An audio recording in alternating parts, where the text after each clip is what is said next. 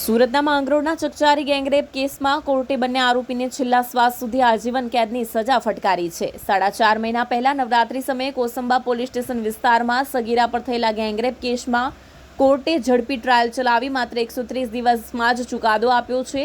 Gangrape મામલે પોલીસે 3 આરોપીને ઝડપી પાડ્યા હતા, જેમાં એકનું ટ્રાયલ દરમિયાન બીમારીના કારણે મોત નીપજ્યું હતું, જેથી 2 આરોપી સામે ટ્રાયલ ચાલી હતી અને બંનેને કોર્ટે શનિવારે કસૂરવાર ઠેરવ્યા હતા। નોંધનીય છે કે આ કેસમાં સગીરાની અને તેના મિત્રની જુબાની મહત્વની સાબિત થઈ છે। આ ઉપરાંત પોલીસે સાયન્ટિફિક પુરાવા પણ રજૂ કર્યા હતા, જે પણ કોર્ટે માન્ય રાખ્યા।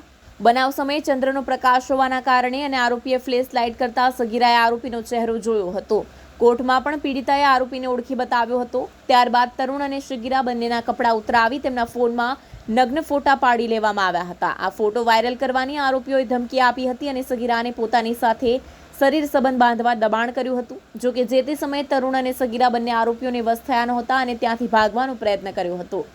ત્યારે સગીરા પડી જતા આરોપીએ તેને પકડી લીધી હતી અને શેરડીના ખેતરમાં લઈ જઈને ગેંગરેપ કર્યો હતો।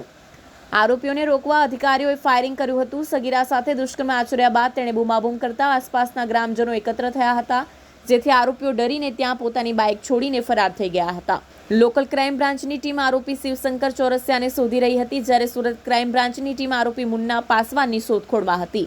તડકેશ્વર નજીક આરોપી રોડ ઉપર નજરે આવ્યો હતો। મુન્ના પોલીસને થાપ આપીને નાસી રહ્યો હતો, જેથી તેને રોકવા માટે જે તે સંજોગોમાં અધિકારીઓએ ફાયરિંગ કર્યું હતું। જો કે તે સમયે તેને ઈજા થઈ નહોતી। સગીરા પર ગેંગરેપના ચકચાર ભર્યા કેસમાં પોલીસ દ્વારા માત્ર 15 દિવસમાં 3000 પાનાની ચાર્જશીટ તૈયાર કરીને કોર્ટમાં રજૂ કરવામાં આવી હતી। આ કેસ માટે પોલીસે 50 ખાસ અધિકારીઓ અને કર્મચારીઓને ફાળવ્યા હતા, જેમણે દિવસ રાતની મહેનત બાદ 467 પાનાની મૂળ ચાર્જશીટ તૈયાર કરી હતી।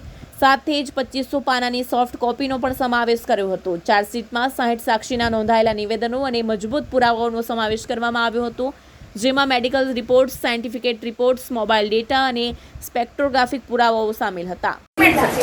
કોસંબા માંગરોળ ખાતે જે ગેંગરેપનો બનાવ બનેલો 8-10ના રોજ, તે કેસમાં સુરતના સ્પેશિયલ કોર્ટના જજ શ્રી વી પરમાર સાહેબે શનિવારે ચુકાદો જાહેર કર્યો અને 2 આરોપીને દોષિત ઠેરવા।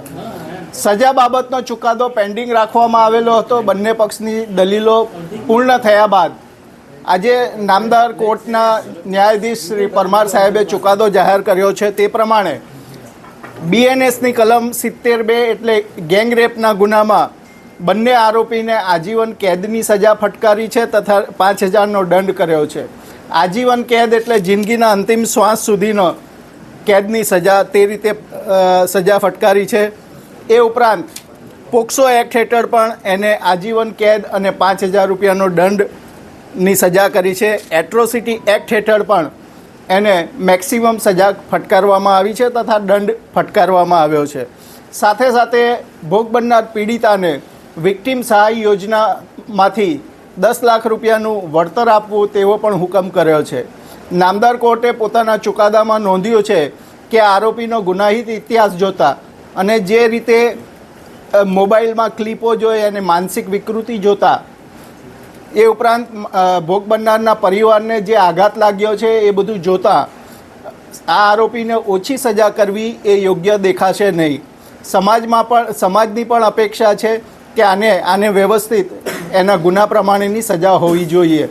નામદાર કોર્ટે સુપ્રીમ કોર્ટનું એક જજમેન્ટ પણ પોતાના જજમેન્ટમાં ટાંક્યું છે કે આને શું કામ હું ઓછી સજા નથી કરતો।